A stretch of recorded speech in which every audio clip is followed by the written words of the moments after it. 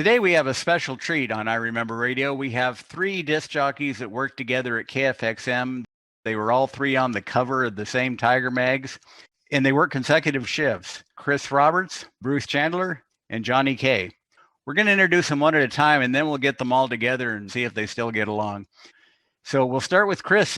Hey, it's good to be here, Mike. Thanks for inviting me. I can't believe it's been almost half a century since we were at KFXM, but boy, those were great years. What did you do before you got to KFXM? I thought I had died and gone to heaven, Mike, because I was working at KWOW, good station, the Wickstroms, but I was doing the all-night show playing country music, and I was 21 years old at the time, and I wanted to play rock and roll. I wanted to play top 40.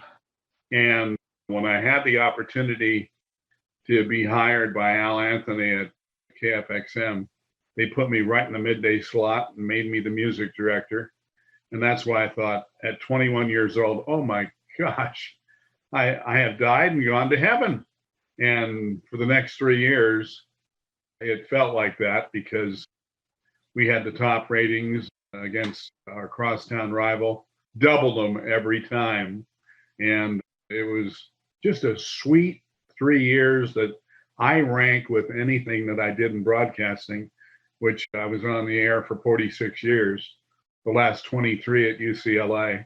But those 3 years at KFXM in San Bernardino, absolutely special. Next, we'll go to Bruce Chandler. Bruce, what brought you into KFXM? I was across the street at Cayman, and I remember one evening, I was thinking a rating just came out, another one, and KFXM beat us again. And I thought, you know, there's no future here at Cayman. I need to leave. True story.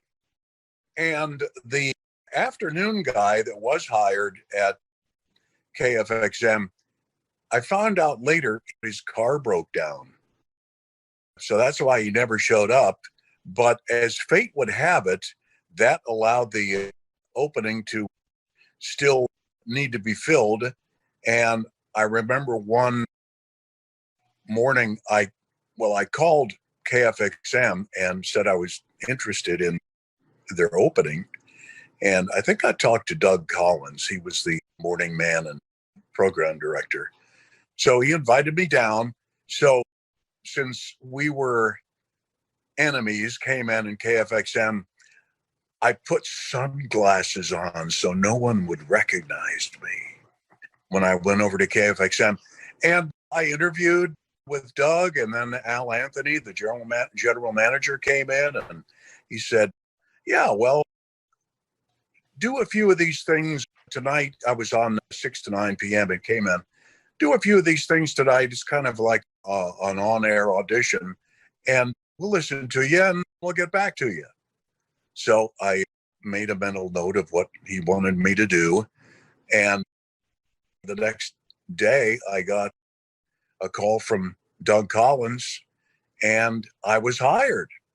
So little did I know that the next day I was scheduled to be fired at K-Man.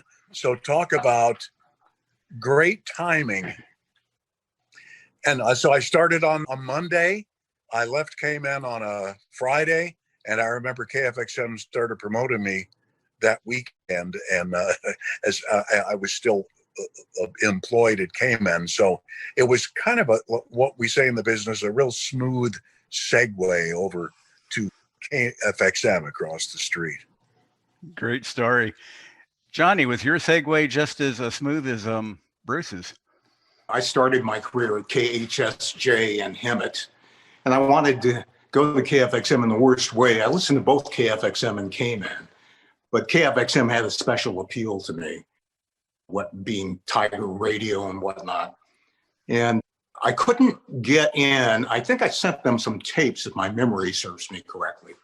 So I ended up going to Kathy in Bakersfield, which at one time had been a Tullis and Hearn station as well. And after one weekend, I pulled that air check and put together actually a custom tape for KFXM, made an appointment, walked in, met with Doug Collins. Doug played it on his reel-to-reel tape recorder in his office. Then he took it into Al Anthony, who had to give final approval.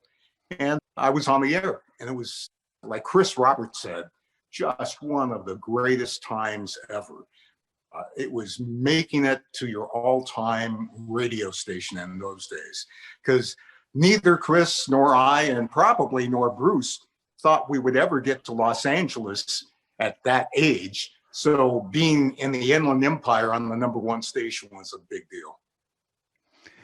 Well, I think it's time to get y'all back together on air again for the first time in, probably 47 years. So Chris, Bruce, Jhani, I'm turning it over to you. Uh-oh. Well, we were all, Mike, we were all guys that were 21, 22, 23.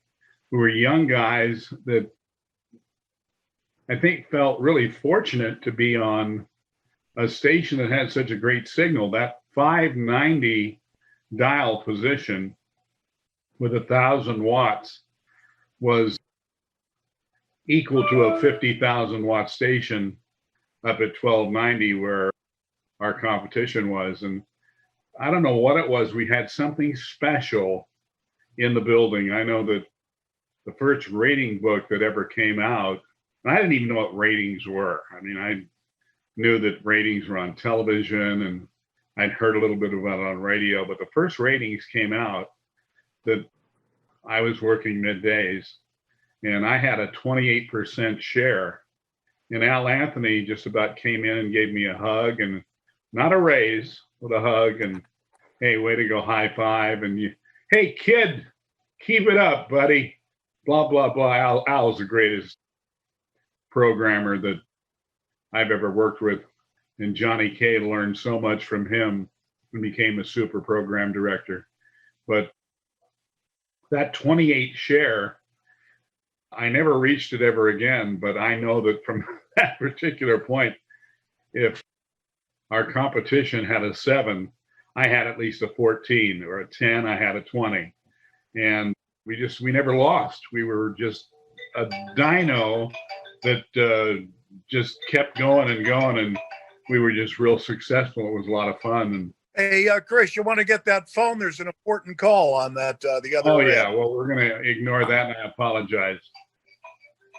Yeah. It's Al Anthony. Yeah, it could be. He used to call up and go, "What in the hell is going on down there? What are you playing that song for? Or where'd that one come from?" And he was a great GM / he was really the program director. And no offense to Doug or anything. Doug was more of a paper pusher and wrote notes and kept the schedule. And he might have threatened to fire us at different times, which he did me several. But it was Big Al that was calling the shots. And it was just really special. There are things that I learned in the early days at KFXM from Al Anthony that I still incorporated later on working with or for Jhani at KOST 103 and KFI. And when I did the UCLA games, things that I learned from Al that still were working 46 years later. And that's what kind of a genius he was to work for, the personality on getting yourself across to your listeners and being successful. So it was fun. Chris, I'm going to play the part of an interviewer real quick here. What did it feel like to be music director, #1 midday guy, and on the biggest station in the Inland Empire at the time when rock and roll in the 1970s, we were there in the early 70s, what was such a big part of people's lives. How did that feel? It was exciting to go on the air every day, wasn't it? It was unbelievable. Going on the air was a blast. Even behind the scenes was a ton of fun. When I became the music director, I didn't realize, at first I didn't want to be the music director, but the guy that I replaced was in charge of music. but I got my own office. Remember that? I had the records hanging in my own office. I didn't realize the position that we were in as a number one market, 25th, I guess, in the nation. We were a breakout market, and record promoters used to treat us like $1 million. I can still remember the first time they said to me, "Do you want to go see Stephen Eady?" I said, "Stephen Eady? Where at?" "Caesar's Palace in Las Vegas. We'll pick you up at Ontario Airport and fly you to LAX." At that time, they didn't have the commuter jets straight to Vegas. So I got on a little prop with my girlfriend, and we flew over the valley out of Ontario to LAX, jumped on a jet, and went to Vegas, Caesar's Palace. And when I knew I was going to go to Vegas, I called up RCA Records. I said, "Hey, is there a chance for me to see Elvis?" He was at the International Hotel at that time. "No problem, Chris. We'll take care of you." And so in Vegas, saw Stephen Eady. And the sidebar comment to you, Bruce, on this, and I think both you and Jhani have heard me tell the story.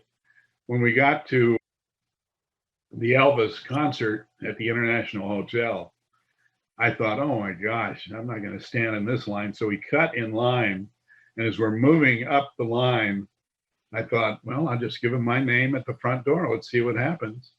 And they said, "Geez, we don't have your name, Mr. Roberts, on the list. But let me see if you're a special guest of Colonel Parker." And I just thought, oh, yeah, right.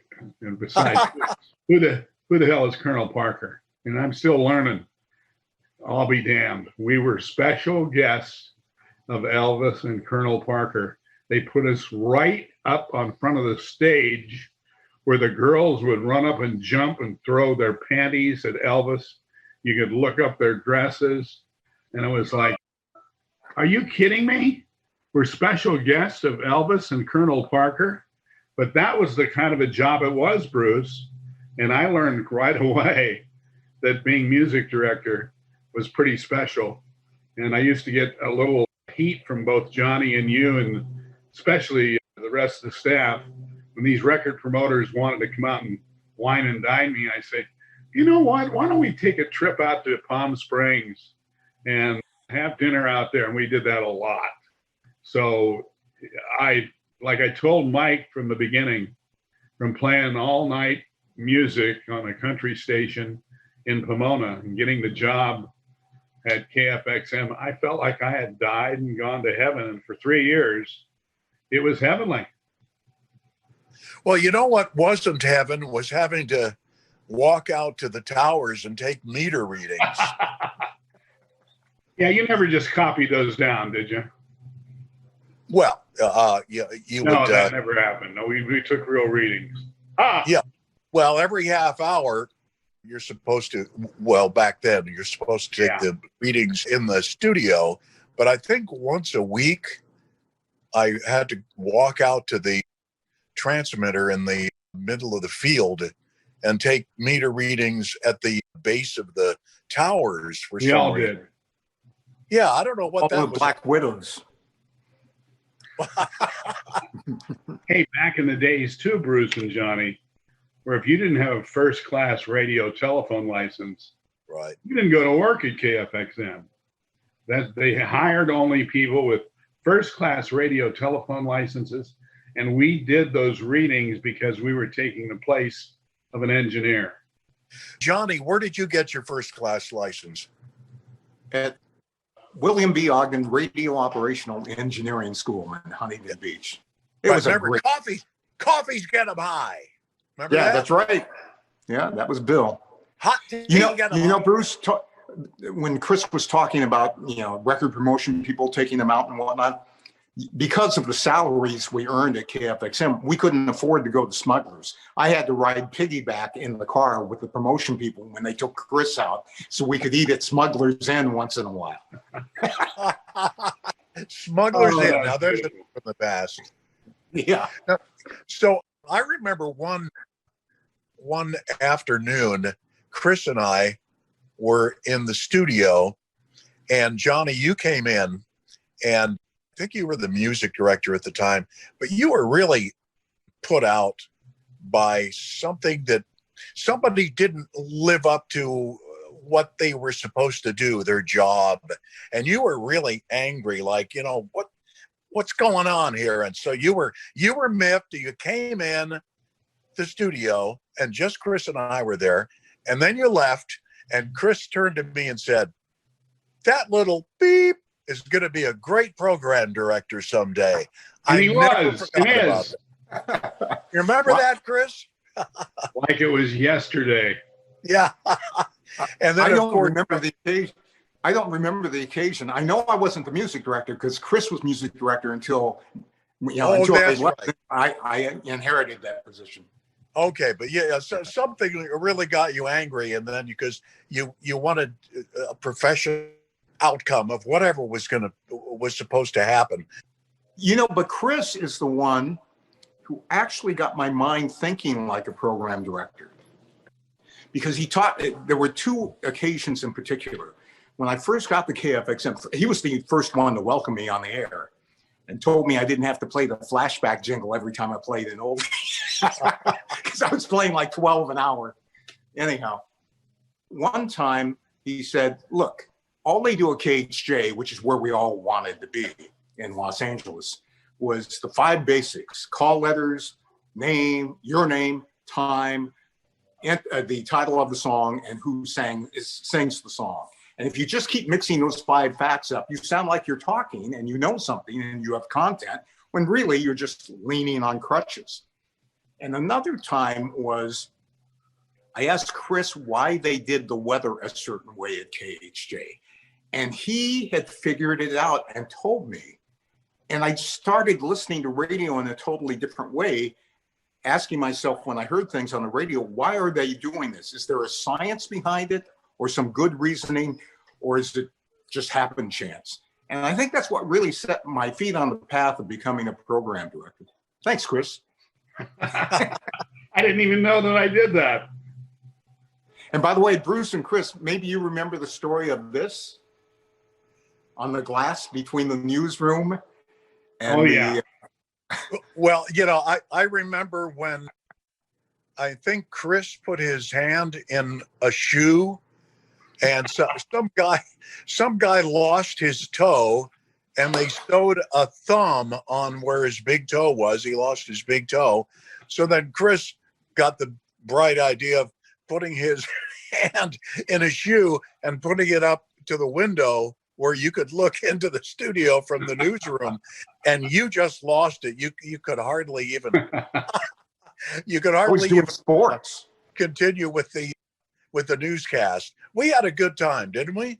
Well, Jhani used to say, "Listen, don't do that. You know I can't take it. I'm going to crack up on the air. I can't take that." And he used to always say that, and that made at least me personally want to do it even more.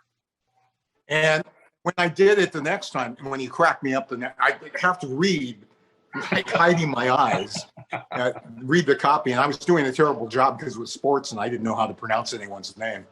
Al Anthony called us in, Chris. You remember that one time? Oh, yeah. And he was upset.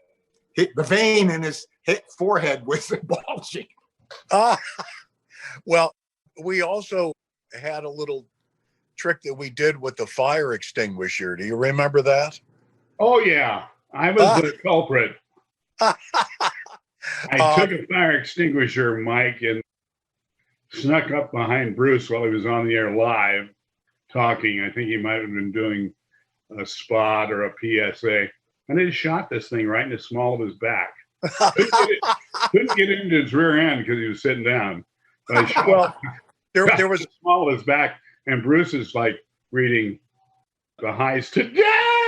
We just thought that was funnier than ever.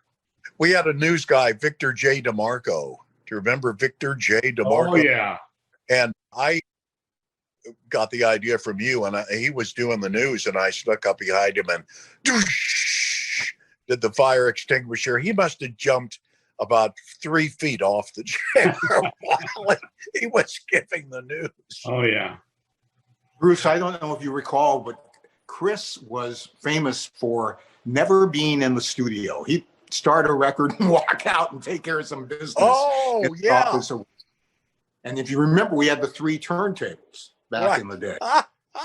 And let's say he's playing a record on turntable number 1. I'd cue up a record on turntable number 3 to the inside lock groove where the record's over and it's just going. Yeah. And I'd put that in audition, turn it all the way up. Yeah. And Chris would open the control room door thinking he had time left. And he figured out that, oh my God, I'm late. And he cracked the mic on the air in the middle of another song and say, KFXM.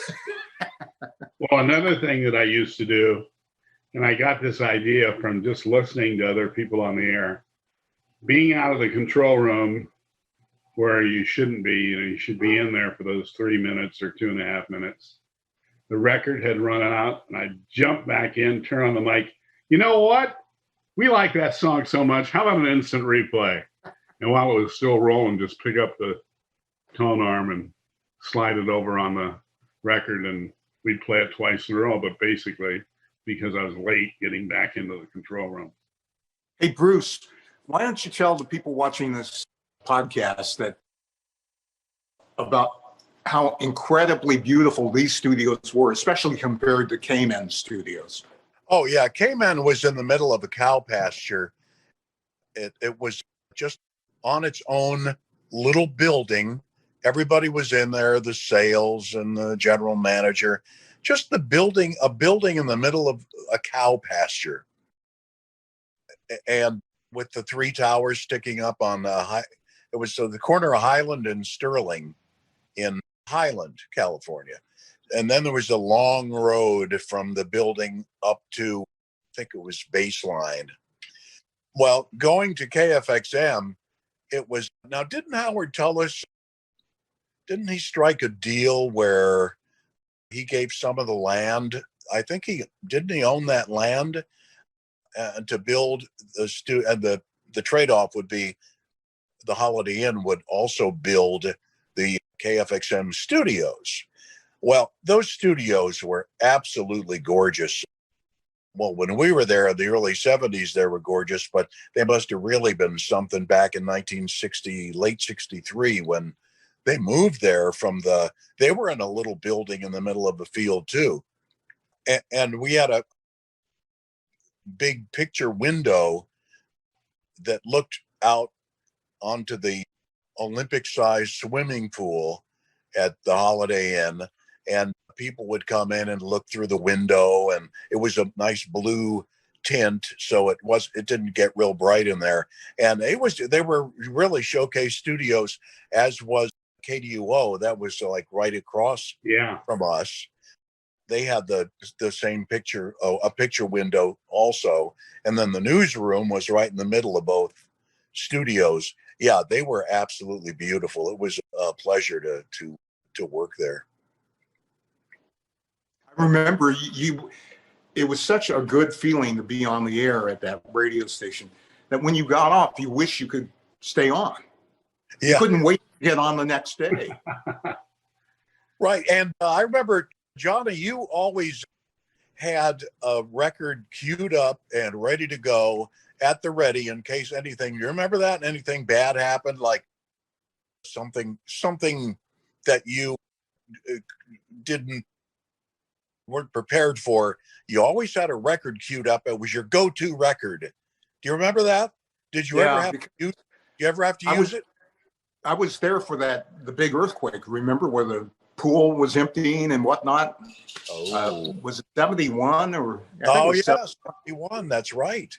Yeah, and the rack in Doug Collins was in the production studio cutting the spot, and he had, remember how he used to hold a razor blade between his teeth with his lips, and he's cutting tape, and I see this rack almost fall on Doug, and the pool is emptying. So after that, I learned to always have a record ready to go. Excellent. Well, that probably came in handy more than a few times. What was so much fun about KFXM, and I guess this is the reason Top 40, if they have Top 40 radio anymore, I don't even know if they call it that, but not only was it fun to be on the air, and we were kind of local stars playing the music, but back then there were so many great acts like Three Dog Night and Elton John and the Carpenters, and well, you name it. There were so many stars.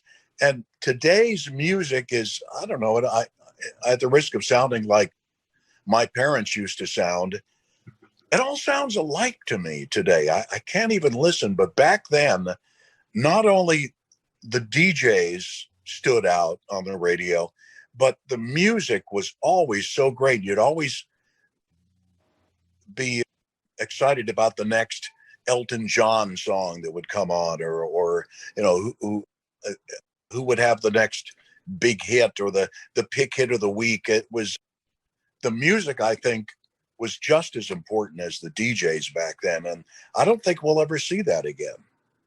No. Well, they used to have in the record companies guys like Neil Sedaka, just to use an example, sit in a room and they would write songs and try to then put it to music. And it was a big deal to produce new hit songs. And they had staffs that really were in charge of that, because that's what you wanted, was a breakout record that could finally be played on every station across the nation. But the breakout stations were like KFXM, KMN, you know, the San Bernardino's, Happy, Bakersfield. And then you finally get it on KHTZ. But they had staffs that would write and try to figure out how to make another hit song that was very commercial. And they don't do that anymore. You know, I know that supposedly there's great writers still, but boy, they really went after it back then with trying to pen hit songs that would just take off. Chris, do you remember the rodeo that we had to wrestle a calf? Do you remember that? Were you there at the time? It was a rodeo at Orange. I remember that. Oh, maybe you were lucky. Maybe you were lucky enough not to be there at the time. Jhani, do you remember that? No, I don't recall it at all. Yeah, we had to wrestle a calf in these. It sounded cute at the time, but when that day came, and there were thousands of people in the stands at the Orange Show, and the clown had a pet monkey, and the monkey's job was to get the bronco his attention away from the rodeo cowboy, so the cowboy could scram and the monkey would get the attention away of the bucking bronco or whatever it was. Anyway, this monkey, for some reason, didn't like me. So I'm wrestling this 300-pound calf, and the monkey got PO'd at me, and he bit my arm. And this is in front of thousands of people. He bit my arm, and I'm thinking, you know what? This is not fun. And everybody's laughing and enjoying the show. The monkeys went behind me, grabbed my pants, and started pulling my pants down. Jeez. I think somebody has a picture of that. I wanted to kick that monkey right in the teeth. And finally, the clown got the monkey off of me, the monkey off my back, literally. I was exhausted after that. And I felt like, you know, I was 500 pounds, every muscle in my body, because wrestling a 300-pound calf, trying to fight a monkey off of me, that was like one of my worst memories of KFXM personal appearance. It's too bad you guys missed it. Maybe you'd have had fun. Jhani, tell them about the time the FCC caught you not taking readings, and you thought, this is it. I'm headed for a firing. I'm going to go to jail. Because back in those days, with our first-class radio telephone licenses, we feared the Federal Communications Commission. And we knew that they were calling the shots. You could be in hot water, but how did that unfold, Jhani? Well, I was great about taking transmitter readings and changing the pattern at night and doing everything by the book. I always did it by the book my whole career, except for one night. And on that night, there had been this guy who would come by and look through the glass at the studios one time, and he would call me every once in a while. Well, he had become a multi-millionaire. He had inherited all this money, and he was in Los Angeles, and he wanted me just to step off the air and he'll buy me a radio station. And he keeps calling me, and I'm talking to him. I'm getting all hooked on this money.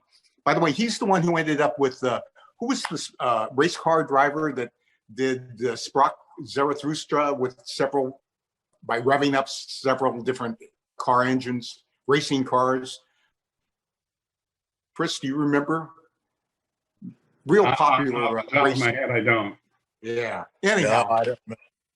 So I'm distracted by all this. And finally, I see someone at the window, and we had the intercom where you could talk outside. Now, you got to remember, at night, the window didn't work in our favor. People could see us, but it was hard for us to see out. And I said, yeah, what can I play for you? I went on the intercom. And he goes, I go, what? And I see him holding something up against the window, and I go look at it, and it's a badge from the FCC. Oh, geez. Oh. God, oh my God. And I know I haven't taken the readings, and I can't believe this is happening to me. So I go down the hall and let him in. That was like 11 something at night, because I was on until midnight. I wasn't let go, and the company basically wasn't off the hook until 5:45 the next morning. They even called Al Anthony, who was on vacation in Hawaii. And Al said, I'm on vacation in Hawaii. And to which the deputy or whatever for the commission said, well, I suggest you get back. That's how bad it was. They got us in 21 violations. One was we didn't even have a receiver to listen to KFI. We were supposed to be the primary EBS station, emergency broadcast station, to alert the general public what to do in case the bomb dropped. And we couldn't even get the signal from KFI because we didn't own the set. And they really dug into us. Remember the little tiger decals we had? The yellow decals? Some of us would put them on the glass of our licenses that were hanging right beside the board in the control room. They cited us for obstruction of license and this and that. Wow. And I really thought I was over. And I got to give it to Doug Collins and Al Anthony. They never brought it up again, and there was no problem. Isn't that something? Yeah. Yeah, that's a great story, Jhani, because like I said, those first-class radio telephone licenses were so precious because anybody who wanted to move around in any market, especially secondary market, you had to have them, and you didn't want to get them taken away. That was the biggest thing. Like, you're a violation of an FCC rule, we're going to pull your license. That means you couldn't work. And We're in our young 20s, and we thought, oh my God, we better toe the mark. So what a scary thing for you to go through. Chris, tell them about one time you convinced the engineer to give you like 100-foot microphone extension cord. And you decided that you were going to pull a promotion at the swimming pool. It was one of those days, and San Bernardino, Riverside, 105, 110 degrees outside. And I'm on this mic, and I said, you know what? If you're within the sound of this signal and you come by the Holiday Inn, join us around the pool because we're having the KFXM Summer Sacrifice. I made it up in my mind at the last minute that we're going to call it the KFXM Summer Sacrifice. Now, it felt like to me, this Olympic-sized pool that was right outside our studios, that we had maybe 1,000 people. Maybe we did. Maybe there's only 500, but it wasn't 100, it wasn't 200, but we had hundreds of people that drove up stopped, and on the air and outside, I said, okay, I'll tell you what, we're going to give away some free albums. If you jump in the water with your clothes on, you get a free album. It's the KFXM Summer of Sacrifice. Oh my God. We almost drowned about 4 or 5 different people because everybody jumped in on top of each other, around each other. The pool started to overflow. And Vic Torado, who is the general manager of the Holiday Inn, came out and he says, "What in the world have you done now, Roberts? This is unbelievable. I'm going to try to see if I can get you fired." And I thought, oh, brother, here I was in hot water all 3 years that I was there for one reason or another. But the KFXM hot 110-degree day turned into the Summer Sacrifice.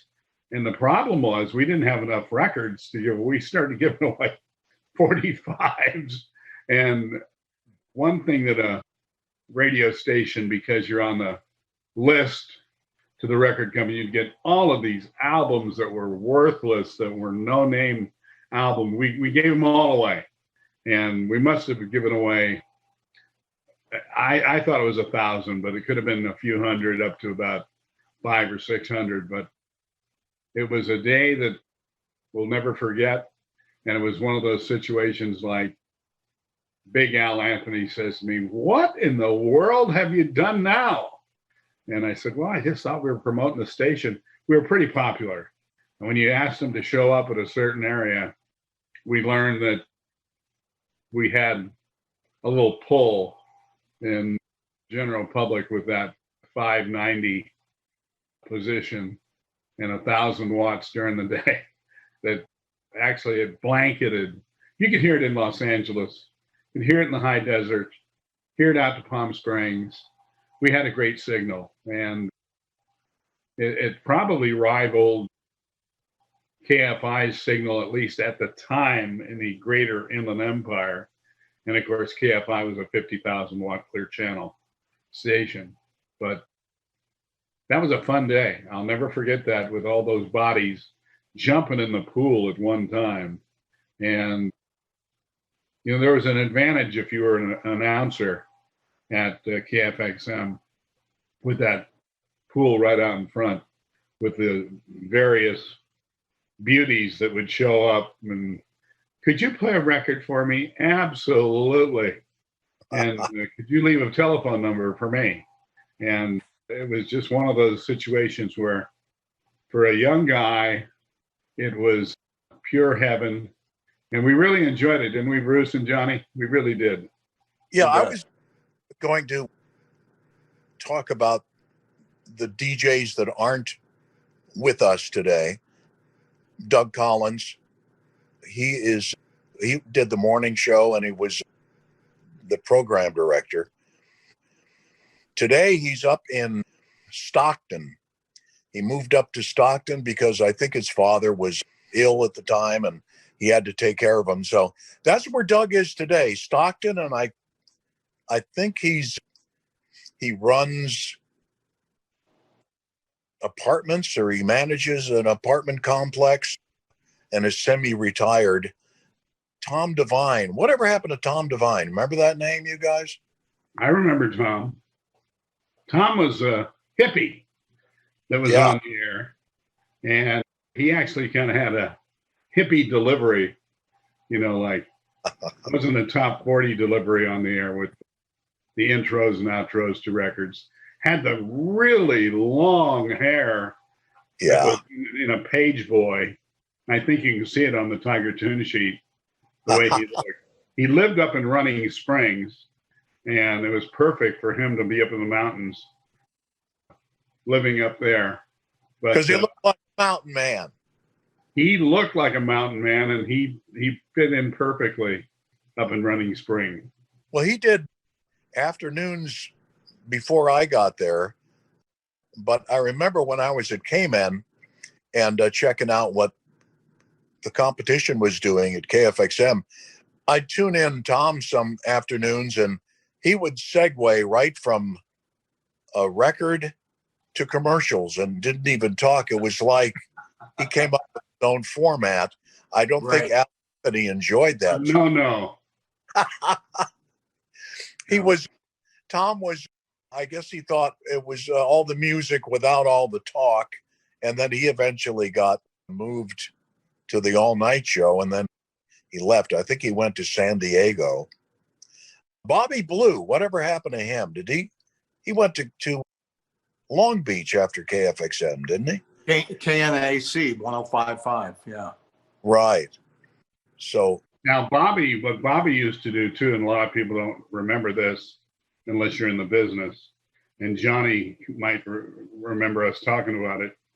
You're supposed to change the pattern to the station when the sun goes down, because you don't want to interfere with other stations close to 590 or 600. And when I was working in the deserts, I used to always remember Bobby Blue. Could hear him forever late at night. He never changed the pattern. Yeah. And, he just left it up 1,000 watts at night. So it was like booming off the ceiling of the sky, and that 1,000 watts at night. Well, it was a great signal during the day, but it would just unbelievably bounce all over the place at night. He just didn't change the pattern. Well, we went for a time there when usually, disc jockeys came and went, but when we were there, we were there for quite a while. I know I was, I think with 2+ years there. Jhani, how long were you at KFXM? I think it was around 3 or 1973, October 1973. I went to KROQ in LA, and that a lot of great talent went through KFXM, but the trio of us three, we're very lucky. We all got to Los Angeles, and not just for a few days or a couple of years. We did some serious time in Los Angeles. Right. I remember Chris and I would talk, maybe you were in the control room too, Bruce. Boy, if we could only get to LA by the time we're 30, and Chris, we both got in at 24 or 25, didn't we? Yeah. Yeah. Yeah, Chris, you went to Cute from KFXM, didn't you? Yes, I did. Cute 102, which turned into Disco Los Angeles, and was quite an event. We got Jhani a job there, and Jhani got the job like nobody ever would get a job in broadcasting, maybe ever again. The program director, Larry Williams, good guy, great program director, because he didn't mess with you, let you do your own thing. And he had asked me before, he says, we need some help on the station, relief-wise. Well, do you know of anybody? And I said, yeah, the guy's on the air right now, Jhani Kaye. He goes, can we call him? I said, yeah, call him right now. And Jhani, you picked the story up because you tell it pretty good too. It's an amazing one where the program director that I was working for in Los Angeles dials up Jhani Kaye, who's on the air. Jhani. Well, so he calls me, I think on the hotline, because you give him the number. And the normal way you got a job back in that day, you would record your show wherever you were working at the present time and cut it down so it was in a compressed fashion and mail it to whatever radio station you were hoping to be hired at. Well, Chris had contacted Larry Williams, and he's on the phone with me, and he goes, we're going to go 24 hours a day, because they were signing off at midnight and they needed an all-night guy. And I said, well, what do you want me to do? You want me to drive a tape into you or what? He goes, I need it right away. He goes, just set the phone down. I'll listen to you through the phone. And that's how I got down on the console. Well, Jhani, you also, when you started the program director part of your career, you went to El Paso from Los Angeles, didn't you? Yeah, right. You had moved on to KEZY at the time, and I think K100, because, let's see, I was at Cute 102, and they were sharing me with KKDJ, So I was doing weekends and relief over at KKDJ, which is now KISS. And then I went to KGBS. And then my old program director at KROQ here in Los Angeles had purchased 2 stations in El Paso. And he goes, look, time for me to be the general manager, time for you to become a program director. And he flew me out. Took 3 flights though, because I kept turning them down. He was so upset the last time I flew in, he wouldn't take me back to the airport. I had to get my own ride. Yeah, that was back before the days of Uber and Lyft. How did you get back? Oh, another employee of the radio station took me back to the airport. I remember one time going back to KFXM. Bruce is full-time at KFXM, but working weekends at KEZY. And Doug Collins, he only did this once. We had a staff meeting. Remember, we never had those, but we had a staff meeting in the mid-morning. And he wanted to do, I guess, what was fashionable in those days. All the jocks were going to sit around. We were going to play a couple sets from each jock show, and the rest of us were going to critique each other. And it came time for us to discuss Bruce, and I held my hand up to take the floor. And I said, Bruce, I want to talk to you about how you say the call letters. You should be KEZY. I wasn't even talking about KFXM. I'll bet that went over like a Led Zeppelin, huh? Yeah. So, Chris, when you were at Cute, you were playing the disco. Yeah. Where did you go? How did you get into sport? Well, actually, I had always done sports on the side, even in San Bernardino on the old teleprompter, UHF, channel 3, I believe it was. We did a CIF game of the week, a high school game of the week. Football, basketball, did baseball. And Jhani actually produced and directed a baseball game that that I was playing in. And Jhani was part of that in the beginning. And I had hurt my knee real bad, so I couldn't play baseball anymore. But they asked me, they said, would you like to do some announcing, play-by-play? Absolutely. Are you kidding? And that's where my play-by-play started. But Jhani had produced a baseball game out at old Paris Hill Ballpark. And I said, hey, John, you did a good job on that direction, except when the ball was hit, you'd watch the runner going down to first and all the way to second, not keep track of the ball. But that's because Jhani was not a big sports aficionado, but it was kind of a side joke. But I did Riverside City College, basketball, football, UCR, football, basketball. I did Long Beach State in parallel with my career at KFI and KOST from 82 to 92 before I got the UCLA job. But while I was doing play-by-play, I never could seem to break through name-wise as a sportscaster. And what did it for me is good old Jhani put me on the air on KFI with Woolman and Barkley, the legendary morning show. And I did sports with Woolman and Barkley. And then they came up with the idea on the Mark and Kim show on KOST. Well, let's have Roberts go across the hallway from the AM KFI to KOST 103 and do sports with Mark and Kim. And really, that kind of tabbed me as a sports guy in Los Angeles. But the whole time, I had been doing play-by-play. And thank goodness I had some good people I worked for, like Jhani, that would let my schedule float so that I could work weekends still 6 days a week. But I could get out of town to go do a game at Long Beach State. They played at the University of Cincinnati, etc.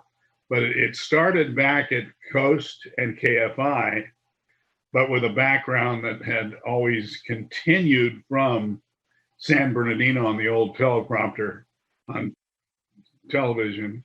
And I've told Jhani before that if that didn't happen, I don't know where my career would have went, but You would have been done just fine. well, it was a big break, especially working for both two #1 shows, Loman and Barkley, KFI, and then with Mark and Kim, where we established the coined the phrase, and I think it even got trademarked, athletic briefs on KOST 103. But that's the transition into sports, which I was very happy about. But Jhani Kaye, who's been a lifelong friend, played a very big part, because I was in there hustling him too. Hey, I can do this. I can do that. I can do this for you. You know, and Jhani goes, yeah, okay, well, let me digest it. Let me think about it. But those two breaks on those two morning shows really helped the sports identification. And who's our general manager buddy is? Bill Ward? Bill Ward. I had hustled Bill Ward for years to try to get the UCLA job. And when I left KFI KOST, I went to work for the old KMPC. And the guy that had been doing UCLA games that last year, just 1 year he did them, died. John Riebensdorf, the late John Riebensdorf, died. And at KMPC, I was the only one in the building that had any play-by-play experience. And Bill Ward called me into his office and says, you know what? You've wanted this job forever. He says, now you got it. He says, you just got to get your butt over to UCLA, make friends with Terry Donahue, the football coach, Jim Herrick, the basketball coach, Pete Dallas, the athletic director, and Mark Dellins, who's in charge of radio and television. And talk about right place, right time with Bill Ward. He took care of me. And I know, Jhani, you have a ton of respect for him, and so does Bruce.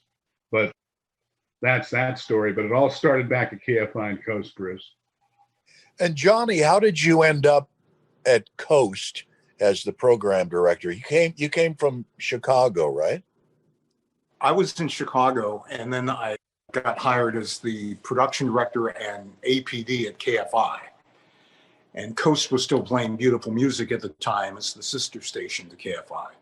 And they had made the decision to go adult contemporary. And my program director, Tom Bigby at KFI, put me up for the job. He really wanted it, I think, but they wanted Tom to remain with KFI. Anyhow, I went in and interviewed, and there was a consultant, Mary Catherine Sneed, who had come up with this adult contemporary format from Atlanta. She was really going to help make the decision. Don Dalton, the general manager, liked me a lot. Mary Catherine, not so much. And basically, I think they said thank you, but no. And I was a little disappointed, but they told me, don't worry, one day you'll get KFI. I went, oh, that's good. So, but I'm a little tweaked at KOST because I really thought I was the right guy for the job. So one day I'm on the phone in my office. Mary Catherine Sneed comes in and sits in the couch before me. And I decide I'm just going to keep talking so that I don't have to talk to her. And meanwhile, I'm helping cart all the music for KOST. And there's hundreds of cartridge tapes in my office. Oh. Finally, I cupped the phone and I said, look, I said, what do you want? She goes, I want to have dinner with you. This is like a Friday. I want to have dinner with you on Monday. I said, look, it's all right that you didn't hire me. I'm fine with that and this and that. She goes, no, I really want to have dinner with you. I have to fly back to Atlanta and be with my child, but, you know, can we have dinner on Monday? I said, okay, fine. I was still going to blow her off on Monday, but we went and had dinner at the Old World Cafe on Sunset Boulevard. And it's the first night I ever ordered a clam chowder. I don't like fish at all, but for some reason I'm so upset. I'm going to eat clam chowder. And she's looking down at her bowl. And as she's lifting up her soup spoon, she goes, do you still want to be program director of KOST? Which shocked the crap out of me. And I slammed my hand down. I said, lady, don't fuck with me. I wasn't good enough for you, last week. Why am I good enough? Are you serious? She goes, yeah. Why am I good enough for you now? She goes, I saw you do something the other night. And what it was, to make a long story short, back in those days, we had music libraries, which were like rows and rows, like a library of books, but they held albums and 45s, music. And I happened to be down one of the aisles. She couldn't see me. She came in, and the music director of KFI was sitting there, and it's real late at night. It's like 9, 10 o'clock. And he's still trying to get a log punched out, and he's working on the computer. And I remember thinking, I knew she was down the aisle. And I thought, I'm going to make you regret not hiring me. And I said, Steve, what are you doing here? He goes, I got to get this log out. And I said, you've got a family, you got kids, go home, I'll finish this for you. And I did it. And I did that to make a point about, I'm a great guy. She didn't come out. I never saw her. So fast forward back to the restaurant. She goes, well, I saw you one night. You're the kind of guy we want, because you would rather stay and let your employee go home. And that's how I got the job. It was literally 20 years later before I told her the story that I knew she was hiding down there, and I did that on purpose. Oh, yeah. So you were at KOST for 20 years? 21 total. I was associated with the station. Wow. Love songs on the coast. And I always say that Jhani invented it. Became status quo for the entire music industry. He's the man when it comes to love songs, because love songs along the coast was huge. And the ratings were phenomenal for those 20 years. When you thought about love songs, you thought about KOST 103. And I kidded Jhani one time. I said I was on a sports trip over in Hawaii, and I was listening to this radio station. The station says, and here's some more along the crater instead of the coast. And Jhani says, please don't let anybody know that. I'm consulting over there. Jhani, after you left, you went to KRTH, and I was there at the time, and you brought KRTH to number one. Remember that one? Yeah, of course. I remember that. We had a rating came out, and it was you were elated that KRTH was number one, and the KOST has never been the same since you left. Never the same. Yeah. And what happened with the folks at KOST? Were they happy for you to leave, or did you just not come to an agreement, or what happened there? I had flown to Atlanta, and I never negotiated my own deals, but this time they wanted me to and not use my agent. And the guy in charge of radio there said, you've kind of hit the glass ceiling in terms of income. And without saying that we were going to part company, we both understood I was going to part company. And the consultant of KOST at the time was this person called E. Carl. And he had called me, and I said, E, I'm not worried. I said, I've got a really good track record. I'll get hired, and I'll take on KOST and I'll beat KOST. And that's what I did. I went to K-Big. Went to K-Big, and then KRTH and the Wave. They put the Wave on top of me as a secondary job, kind of. But for no extra pay. Oh no, I got extra pay. Oh, okay, good. Oh yeah, no, my agent is a great guy. John Tierney was his name. He even had ratings bonuses built into my contract, and they were good. Based on total persons 12 plus, 25-54, 25-54 women, all these different demographics and variations. And he had the same thing built when they assigned me the Wave. had the same thing built. At the last second, he had me take into the general manager an addendum to my contract that said, if KOST K-Big became 1 and 2, that everything quadrupled. And I mean, I made in that one bonus check more than I made in a year. It was. You mean even more than you made at KFXM? $712.50. I told this story on another podcast, but if you guys remember when we were there, they only gave raises of $12.50 a month. Yeah. Annually. That's why I remember $712.50, because it took me forever to get there from the $665 or whatever I was earning when I began. Do you remember how excited we were when they cut our weekend shifts down from 6 to 5 hours? I remember, Jhani, you jumped up in the air. You were so happy. Wow. Weekend shifts. Wow. 6 days. Yeah. And holidays. By the way, Bruce, you were going through the staff, other staff members. We have to bring up Vic Marino. Oh, yes, Vic. To give Vic his props, you know, he did really well in the engineering department of CBS Television Network over at Television City in Hollywood. Yeah, Vic. And who were some of the other weekend guys back then? Before we go on to another weekend guy, we've got to tell the story. Johnny and I together one night, late.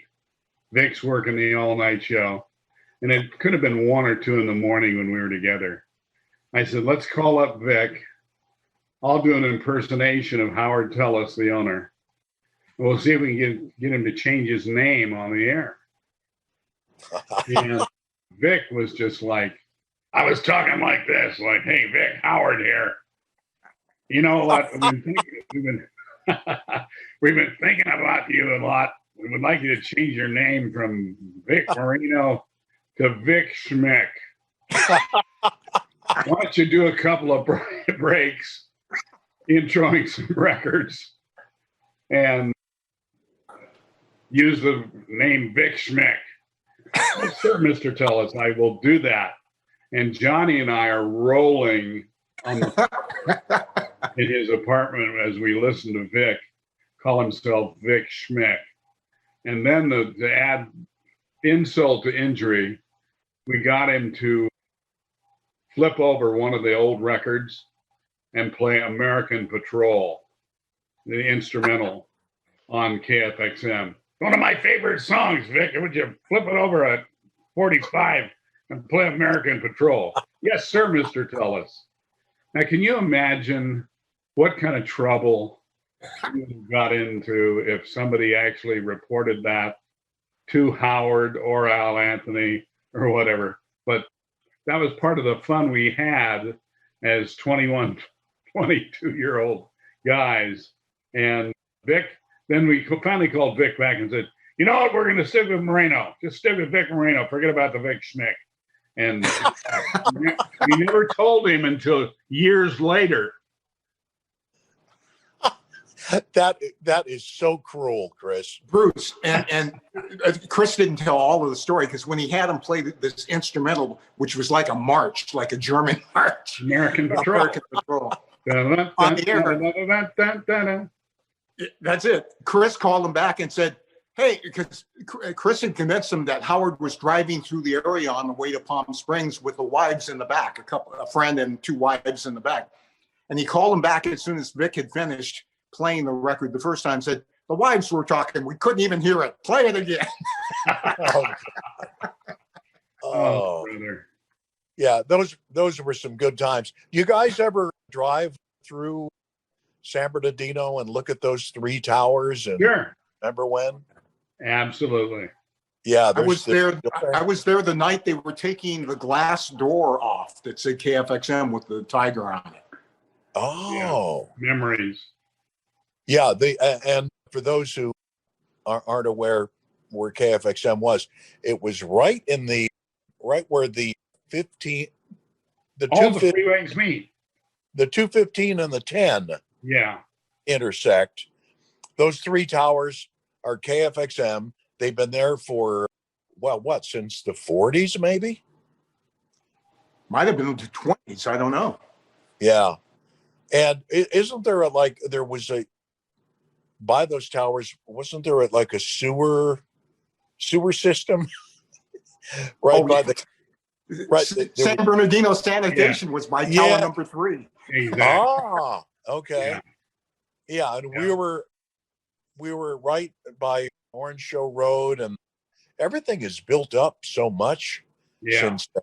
Changed. And KFXM now is a talk radio station that I guess the Salem radio network, they're part of that. And KTIE. Yeah, KTIE. And the Inland Empire. Right, the Inland Empire. And then K-Man, what's K-Man now? I've lost track. What's 12? It was Radio Disney at one point. Yeah, it might be a Spanish station now. I'm not sure. Boy, how radio has changed. Huh? AM used to be king, and now there are some AM stations that just pull the plug and just sign off. They can't make any money. Sad. And back then, when we were at KFXM, we kind of ruled the roost because there was really nowhere else to go. There wasn't iTunes. There wasn't satellite radio. It was radio. That was it, AM and FM. And when we were at KFXM, FM hadn't really caught on yet. Back in the early 70s, it was kind of gaining on us. I remember, Jhani, you remember when I was visiting you at KFI, and they were experimenting with AM stereo. Do you remember? And you had AM stereo set up, and it sounded incredible, but it just never made it for some reason, because there were a few different stereo systems like Con Hazeltine, Motorola, which we were. Yeah, and it sounded incredible, but when the FCC left it to the marketplace to decide which format, instead of making it one, which they should have done, they left it to the marketplace, and it just got so confusing that it just died. AM stereo had better separation than FM. I still have my AM stereo radio because it makes AM mono. It doesn't turn it to stereo, but it's just so much brighter. It sounds like FM.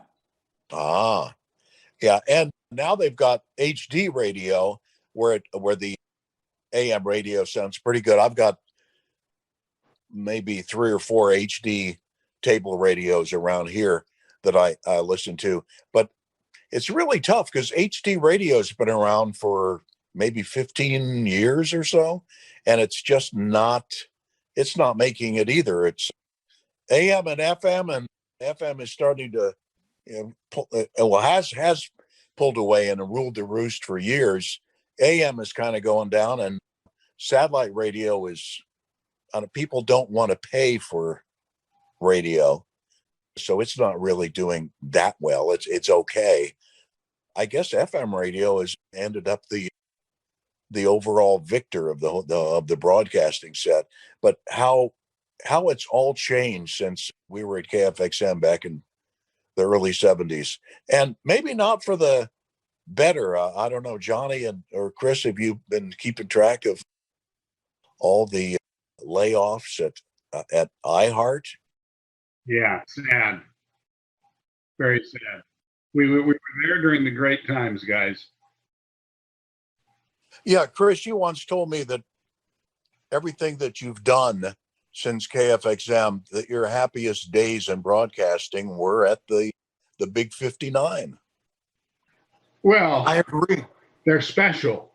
Yeah. And like this banner that's behind me, the 95 championship year in basketball, the top team in the nation, I broadcast that. And I've had several Rose Bowls that I've done play-by-play for the 23 years at UCLA. Very special. Those 3 years and San Bernardino at KFXM, are just about as good as it gets. And, you know, you and I are kidding each other the other day, Bruce. Yeah, we weren't making any money, but it's almost like I didn't care about the money at that point. It was like I would almost pay them to be on the air. Right. The money was secondary as long as you could pay rent. And just having fun and enjoying it and being a young guy and being part of the community and being right up to date with all the latest music. It was a ball. And I know, Jhani, you feel the same way. It was something special. And unfortunately, young people who want to be in whatever broadcasting becomes probably won't experience the same thing. So I think we were very fortunate. Bruce had mentioned earlier, we were still somewhat stars. If you recall, every week the station put out a Tiger tune sheet that listed the top 30 records of the week. And across over on Orange Show Road was a white front there that had like 15 cash registers out front as you check out. And at every cash register were these Tiger tune sheets. And we couldn't go in there and get out in 15 minutes because people would be asking for our autographs. It was wonderful. Yeah, those tune sheets, I used to collect them back before I even got into radio back in the early 60s. I remember I was living in Fontana and I was listening to, this was before K-Man. KFXM was really the only station, the only top 40 station. And Gary Price was doing the Platter Party show on KFXM from 6 to midnight. And every Friday night, he'd unveil the new top 40 of the Fabulous 59. And every Saturday, I would convince my parents, one or the other, to, you got to take me up to Lyle's Record City in Fontana Square. I got to pick up the new KFXM survey. That was a big deal back then. Huge. It was. Let me throw out a question to you two guys, and I'll include one. What was the best, because we used to get the ability to make some money outside the station with jobs, side work, blah, blah, blah, etc. What was the best side job connected with the radio station that you got outside the building? I'll go first. It was when I was at KIQQ, we had a promotion one year where we would run the Rose Parade and we would furnish the right channel, and people watching on TV would listen to the Rose Parade on the TV, which would be the left channel. So if you turned KIQQ on, you could hear the parade in stereo. Well, as part of the promotion, I was doing mornings at the time. They wanted me to take part in the pre-parade festivities. So I got to be on camera and do the pre-parade show, which aired nationally from for an hour before the Rose Parade started. Well, it turns out they liked me so much that first year that I got hired back another 3 or 4 years, I think it was, to do the Rose Parade. So that was a fun job. And then KTLA got sold, and they wanted all the KTLA employees to take part in the Rose Parade. So I didn't get to do it anymore. But that was a fun thing every year. You did a good job too. Well, Sure thanks. did. And Jhani, what about your side gig? Your favorite? My side gig was provided by Chris Roberts. If you recall, he would go to this nightclub called The Turntable. Yeah, I remember. And Chris, being the money guy, he was working a lot at the turntable at night, plus doing radio during the day. I think he was getting 50, 60, whatever dollars it was. He figured out that he could hire me for 30 and go out there on certain nights and give him some relief. So there was a fringe benefit to the job. It was that the bartender always liked the disc jockey drunk, so he provided free alcohol all night long. Oh, you're right. Yeah. I remember that bartender percent, because Chris got me to do a couple of gigs at the turntable also. Yeah. And the bartender was a kind of a big, heavy set guy. Right. Yeah. And I remember he would offer me, it was a drink that was blue. And he'd give it to me like, you better drink this, or, I'm a big, heavy set guy. You'll be sorry you didn't. So I drank it, and this was back before MAD. I shouldn't have been driving, but he got me so polluted. I vaguely remember driving home, and I thought, never again would I do this. Those blue drinks, he had them in like a shot glass. Oh yeah. He started. He would feed me whiskey, and he was. You're right. He was rotund like Haas Cartwright, right? Yeah. From Bonanza. And he would say, I'm going to kick you in the ass with these boots if you don't drink this. My favorite side job, guys, in San Bernardino, and I'm not going to elaborate on it. You guys probably remember it as soon as I mention it. I was the master of ceremonies for the Miss Nude Universe contest of the San Bernardino Fun Ranch. And the one thing about doing emceeing of that, I had to be in the nude also. Really? Memorable. No. Yes. I didn't know that. No kidding. Yes. Wow. I never the Tiger tune sheet. For a guy that's 22 years old, it was a lot of fun. Hey, for anybody viewing this extravaganza that is interested in getting into broadcasting, I think the three of us should offer a little advice. What would you, Jhani, what advice would you give to somebody that is listening to the radio and says, well, I think I'd like to do that someday? What would you tell them? One, there are very few jobs. If you want to do it, you have to want to do it from the tip of your head to the bottom of your feet with full passion. And you need to understand, in today's world, it's all about business. It's not about the fun we've been sharing here on this broadcast. It is about making money, and there are not very many jobs, and you probably won't make a lot of money because they know too many people want to do it. So really think it through. And even if you decide to pursue it, have a second career. Don't go study broadcasting in your college years. Study business or something else you can fall back on. Because most people, and Bruce, Chris, and myself were very lucky. We made it to our dream market of Los Angeles. But for every one of us, there was 900 or 9,000 that didn't get there. So right. Don't hold your breath. What's your advice, Bruce? Well, my advice would be to anybody that wants to get into broadcasting to contact you and ask how to get into real estate. You know what? I'm going to tell you a story, guys. And Jhani didn't know this. Neither did you, Bruce. I used to get together with Howard Tullis, the owner of KFXM KDUO. And I used to quiz him. I used to sit down with him. He'd be in Al Anthony's chair in the office. And I'd say, Howard, I want to be a millionaire like you are. How in the world do I do it? And he would start in on like, you got to save money, kid. How much money are you saving now? And I loved Howard Tullis. I know he was tight with a dollar, but I learned a lot from him and learned a lot from Al Anthony.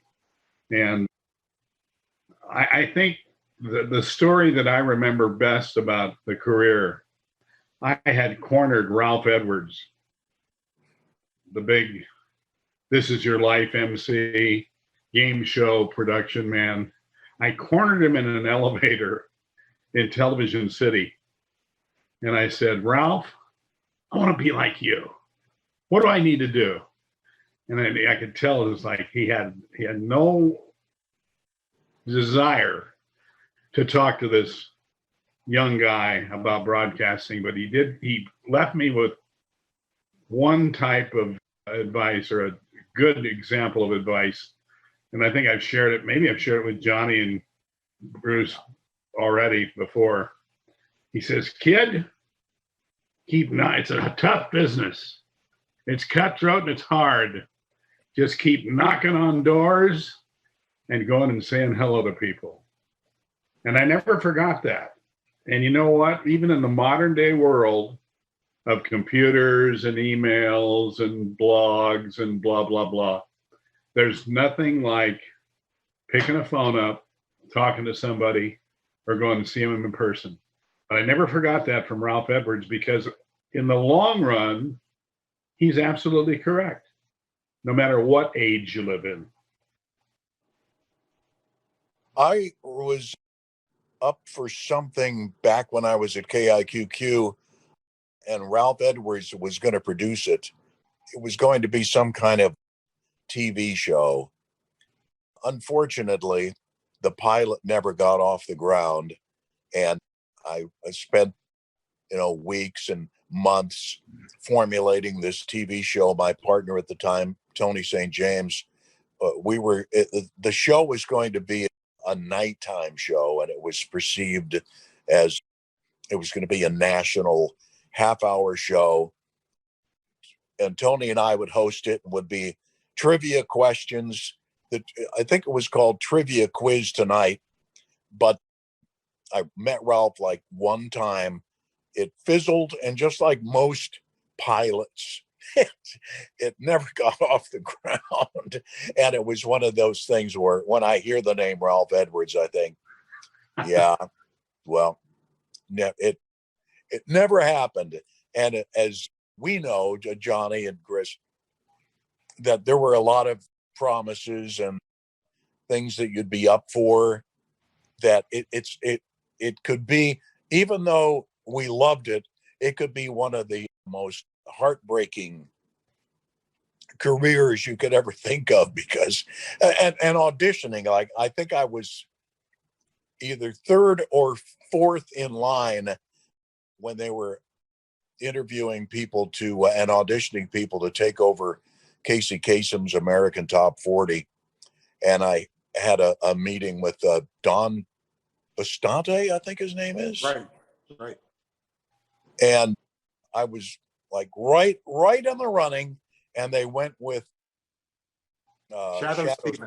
Shadow Stevens.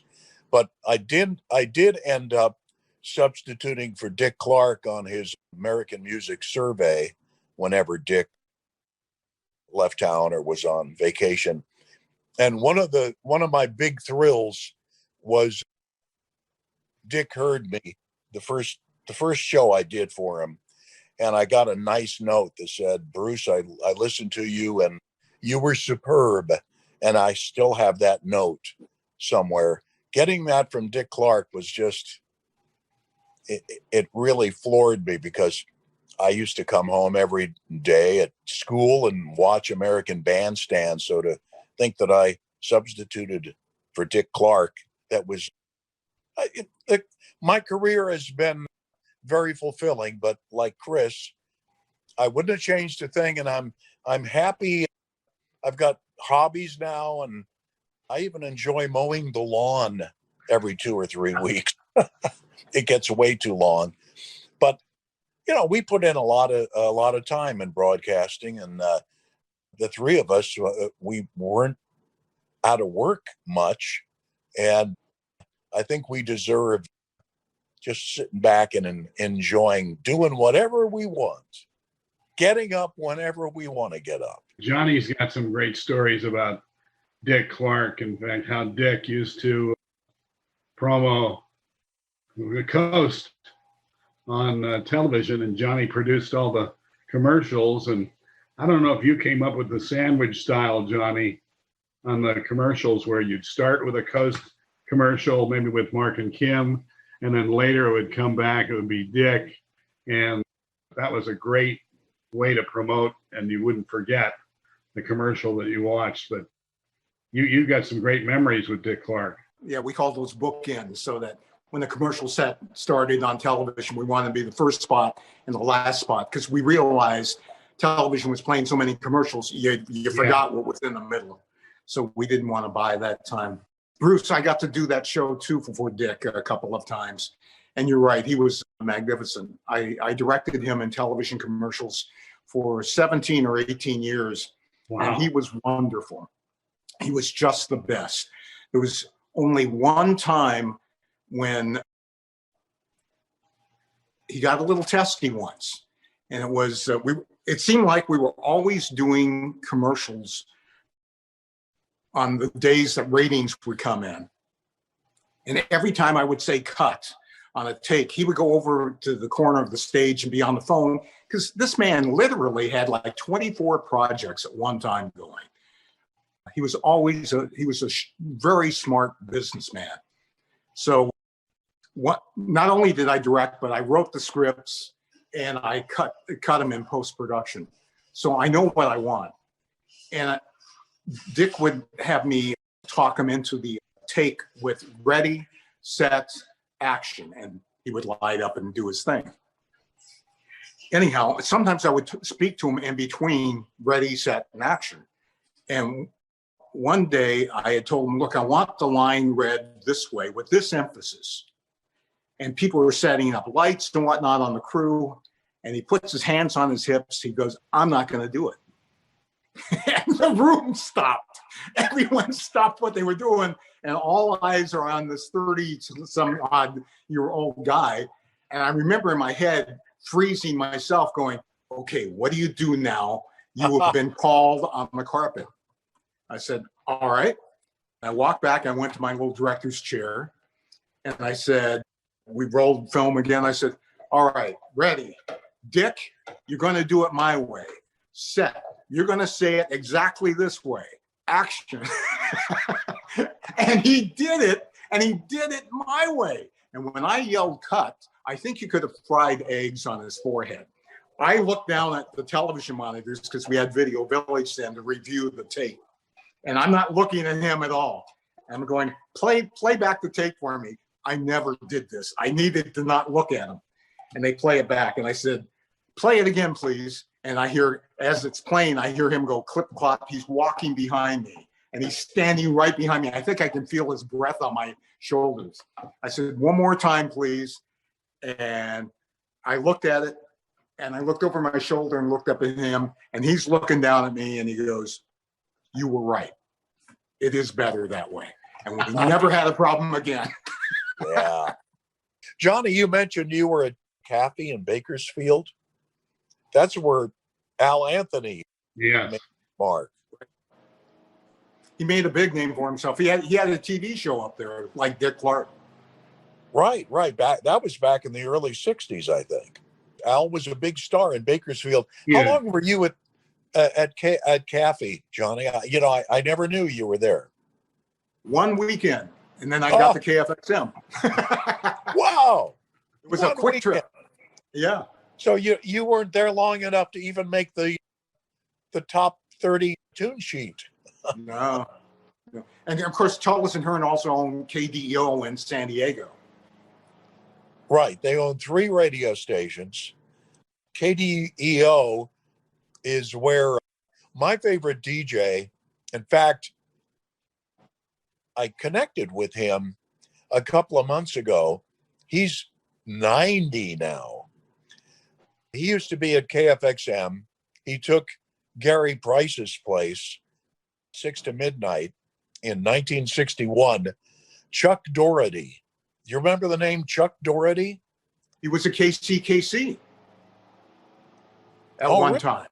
Yeah, he was doing country, and he would come out to Hemet and do weekends for us. Wow. Chuck was wonderful. What a nice man. You know who I was thinking of the other day? Such a nice guy. Just a great guy. Marsh Carter. Do you remember Marsh Carter? Yes. The Marsh Carter story I have is that, remember he used to produce a half-hour show? Was it a religious show on the weekends that would run? You remember that? I think so.